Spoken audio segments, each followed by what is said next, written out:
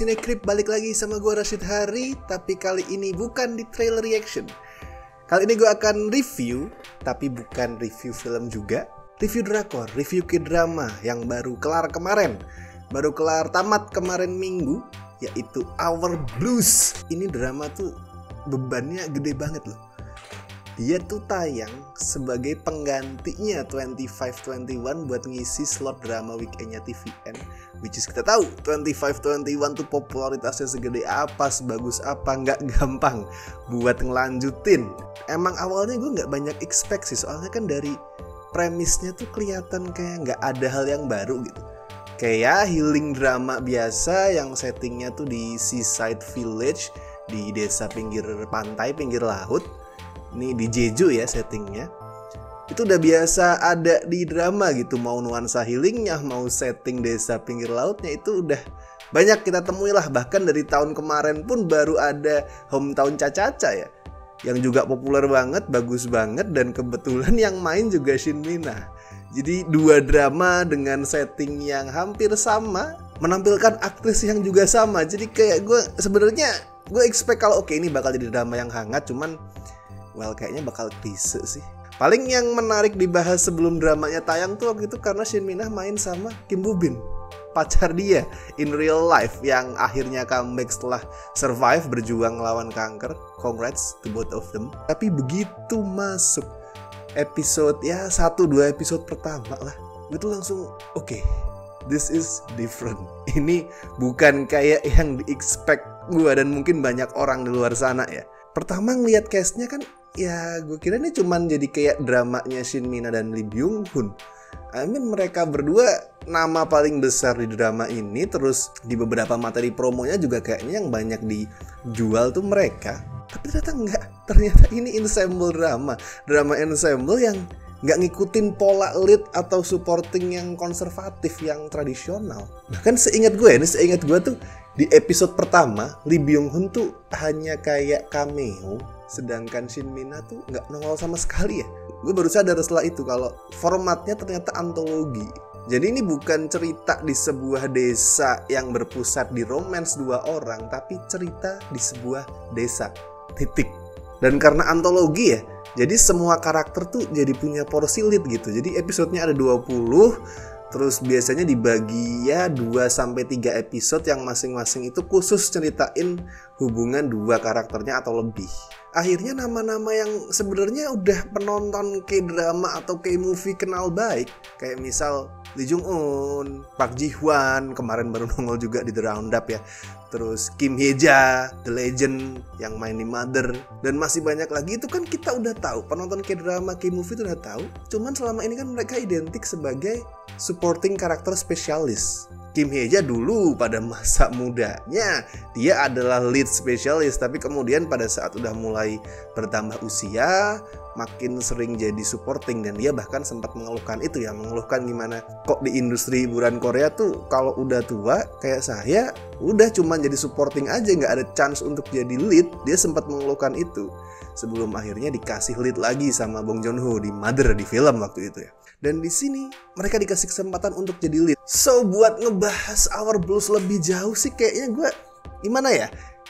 Enaknya kayaknya bahas sedikit satu persatu ya, bahas satu persatu segmennya, bahas satu persatu cerita masing-masing karakternya yang dijadiin antologi. Jadi spoiler alert, spoiler ya, buat yang belum nonton dramanya dan berniat untuk nonton, mending stop di sini.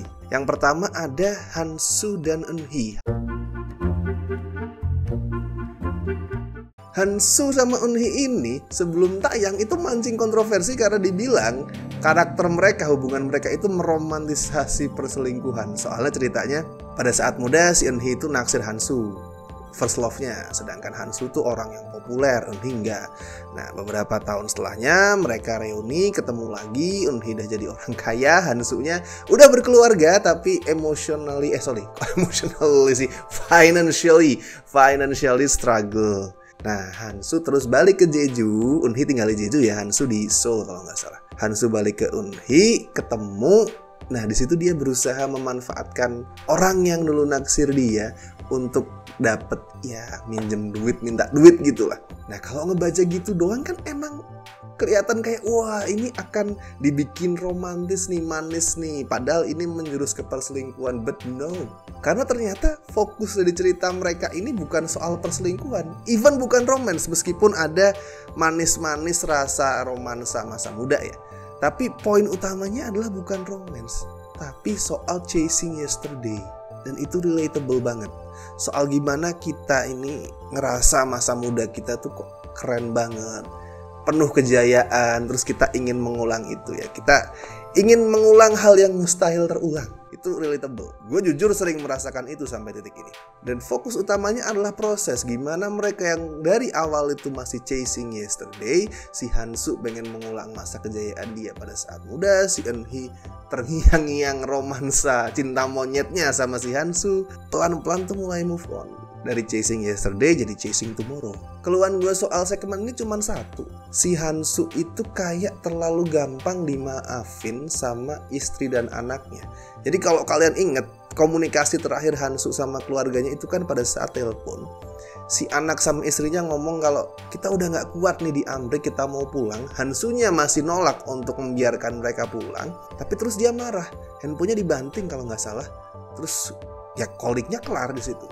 Tapi kemudian mereka komunikasi lagi adalah pada saat si istri dan anaknya Hansu ini udah ngomong kalau ya kita pulang, tanpa ada lagi rasa tertekan, nangis atau apa, udah fine. Dan Hansunya juga fine gitu. Bukan jelek sebenarnya, cuman ini ada sebuah bridging, sebuah jembatan yang miss. Harusnya ada di tengah-tengah gimana proses pada akhirnya si Hansu tuh ngomong, oke, gue salah, sorry, silahkan kalian pulang. Nah, baru mereka pada saat telepon lagi itu make sense. Istrinya, anaknya udah berseri-seri itu make sense. Cuma nih ada nih bagian di tengah-tengah jembatan yang hilang. Gue nggak tahu apakah emang skripnya miss di situ atau emang udah di take tapi kemudian diambil pada saat editing karena dianggap kepanjangan. Gue nggak tahu. Cuman gue rasa itu butuh. Terus yang kedua ada ceritanya Yeongju sama Hyun. Ini adalah dua garis biru versi drakor. Mereka adalah pasangan kekasih SMA, hamil, terus kemudian mikir ini gimana ya, apakah bayi ini harus dipertahankan atau enggak. Dua garis biru. Bedanya adalah di sini mereka berasal dari keluarga yang saling bermusuhan, kayak Romeo and Juliet. Di sini ada elemen Romeo and Juliet. Jadi orang tuanya, bapaknya Yeongju sama Hyun yang udah jadi bapak tunggal, sama-sama jadi bapak tunggal itu bermusuhan. In-gon sama Ho-sik itu mereka bermusuhan, walaupun pada masa muda tuh mereka bersahabat. Tapi sekarang musuhan karena alasan yang baru akan diungkap di belakang. Di ceritanya Yeongju sama Hyun ini kelihatan sih kehebatan balancing penulisnya. Penulisnya itu No Hee-kyung, dia yang nulis It's Okay This Is Love, That Winter the Wind Blows.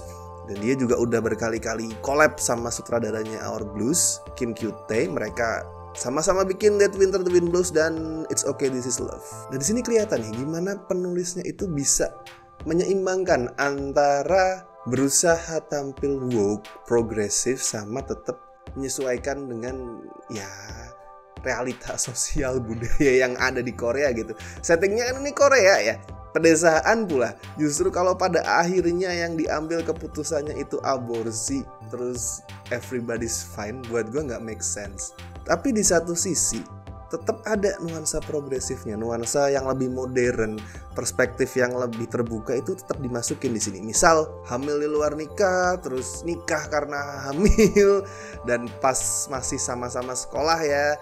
Terus gimana akhirnya si cewek bisa lanjut sekolah, tapi si cowoknya akhirnya memilih untuk resign. Ya mengundurkan diri untuk akhirnya kerja demi menghidupi anak dan istrinya. Itu semua dianggap sebagai hal yang wajar di sini. Dan gue sukanya adalah gini, pilihan yang diambil apakah untuk aborsi atau untuk mempertahankan bayinya itu datang karena kata hati mereka. Gue udah bilang ya spoiler alert, jadi gue akan spoiler kalau akhirnya nggak diaborsi. Cuman itu datang karena emang baik si cewek maupun si cowok, baik Yeongju maupun Hyun itu sama-sama ngerasa kalau kita pengen mempertahankan bayi ini. Dan akhirnya pilihan untuk mempertahankan jabang bayi itu bukan karena tuntutan moral, tuntutan sosial, ngerasa takut sama orang tua, dosa atau apa-apa. Enggak, emang dasarnya itu yang mereka inginkan. Nah, cerita ini nyambung ke cerita bapak mereka, In-gon sama Ho-sik. Buat gue ini adalah salah satu cerita yang konklusinya tuh paling satisfying. Lucu tapi juga hangat gitu. Soalnya mereka ini kan kayak kucing dan anjing. Dulu bersahabat, terus kemudian karena sebuah gesekan mereka akhirnya bermusuhan. Tiap ketemu tuh udah berantem tuh mereka tuh. Tapi di ending akhirnya mereka baikan, bahkan saling manggil besan tuh. Gue suka banget. Gue selalu tersenyum, lucu tapi juga ada rasa hangat di sini pas ngedengar masing-masing tuh manggil besan gitu. Sepanjang episode sebelumnya mereka berantem terus gitu. Dan yang gue suka juga adalah cerita ini tuh meskipun lagi-lagi ya nggak secara ekstrim banget, tapi tetap ada usaha untuk mengonfrontasi konsep machismo. Keduanya kan bapak ya, bapak di Korea pula, yang kita tahu value-nya gimana soal gender. Even salah satunya mantan gangster. Walaupun tetap diliatin ya gimana mereka itu pakai cara didik yang keras, tapi di sisi lain kerapuhan mereka juga dikasih lihat. Semakin mereka keras, khususnya si Ingon ya, mantan gangster, semakin dia kelihatan keras. Justru di situ bukan kelihatan kayak wah tegas nih, seorang ayah yang tegas dan keras. Enggak, semakin dia keras, semakin dia kadang pakai fisik, justru di situ semakin liatin gimana dia tuh rapuh. Dan pada saat nangis nggak ada kesan nunjukin this is manly tears, nggak.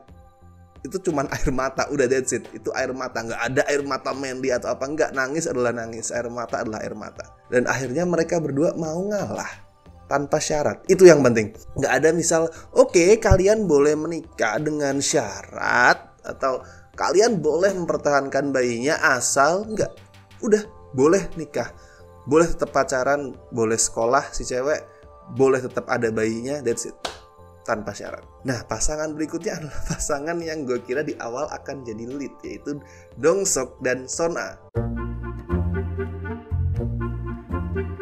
Dong Seok yang diperankan sama Lee Byung Hun dan Sona yang diperankan Shin Mina.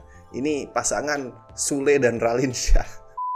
Ini pasangan di awal tuh kayak ceritanya paling klise di awal ya. Terkesan kayak mau mengasihani seorang cowok yang cintanya bertepuk sebelah tangan gitu, seolah-olah dia paling menderita.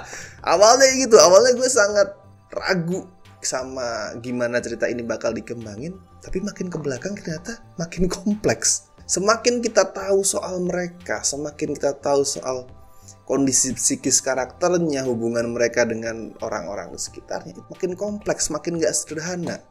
Pelan-pelan semua itu dibuka. Terus kelihatan kalau oke, ini bukan romance biasa, ini cerita soal trauma, soal coping, soal gimana kita itu belajar dari satu sama lain. Dan bukan cerita ajaib. Bukan cerita ajaib di mana cinta dapat menyembuhkan segalanya termasuk mental health. Itu bullshit. Dan bukan itu yang ada di sini. In the end tetap luka yang dialamin mereka masing-masing, khususnya Sona yang punya depresi, itu gak sembuh 100%. Tetap masih ada perasaan-perasaan gak enak, perasaan-perasaan tertekan dan lain-lain itu tetap ada. Bahkan begitu ceritanya selesai, gak langsung jadi lovey-dovey gitu. Tetap ada proses bertahap. Yang tadinya oke, menerima pertemanan, terus kemudian makin terbuka. Bahkan setelah cerita mereka kelar ya kita tetap sesekali ngelihat mereka teleponan. Akhirnya si Sona pelan-pelan mulai mau dan mulai mampu membuka hatinya lagi gitu. Pelan-pelan, butuh proses. Nggak ajaib, nggak kemudian sembuh, sehat gitu. Wah nggak, gue benci banget kayak gitu. Pasangan berikutnya ini Miran sama Eunhee. Ini mungkin kalau buat gue cerita segmen yang paling forgettable ya. Bukan jelek, tapi karena si Eunhee ini udah terlibat di beberapa cerita lain, di banyak konflik lain yang jauh lebih kuat. Ini tetap oke, cuman nggak kerasa wow karena itu Eunhee udah punya banyak cerita yang lebih kuat. Well made, actingnya bagus, kelihatan banget dua aktris senior yang punya pengalaman menumpuk itu di sini, saling berinteraksi, itu jadi kekuatan tersendiri. Naskahnya juga oke ya dalam mengangkat soal persahabatan, konflik di persahabatan yang membutuhkan keterbukaan. Naskahnya oke. Dia nggak berusaha membela, nggak menjustifikasi, nggak ngejudge pihak manapun. Presentasinya itu fair, adil.